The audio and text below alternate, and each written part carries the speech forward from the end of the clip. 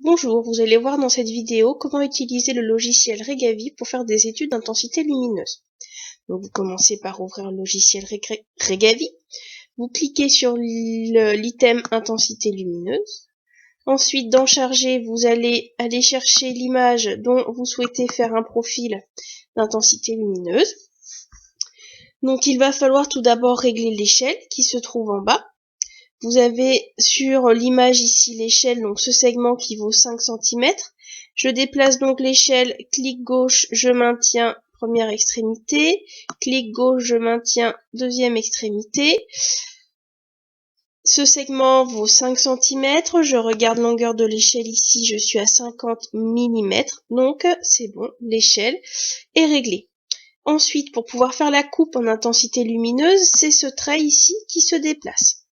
Vous voyez en bas le profil de l'intensité lumineuse en fonction de la distance qui est modifié lorsque je déplace cette ligne.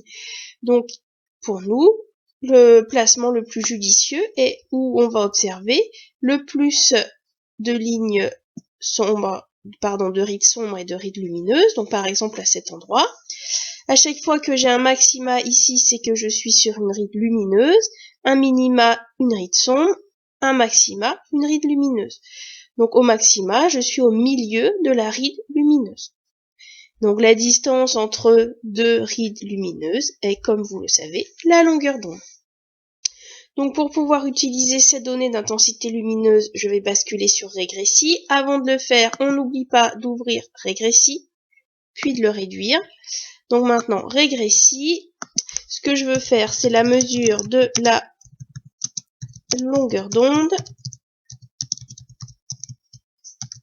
Je valide. Je vais maintenant sur Regressi. J'ai bien le graphe qui s'affiche, qui est bien l'intensité lumineuse en fonction de la distance. Pour repérer les maxima, il va être judicieux de lisser la courbe. Donc on va aller dans Axe. On va cliquer sur Ligne. Et on va faire lissage. Voilà. Et on valide. Vous voyez ici, les points sont reliés les uns aux autres. Maintenant, si l'on veut connaître la longueur d'onde, on va utiliser l'outil réticule que vous avez déjà utilisé auparavant. Je me place au premier maxima, je clique gauche, comme ça, j'ai bien 0 en bas, fx égale 0, et je me déplace.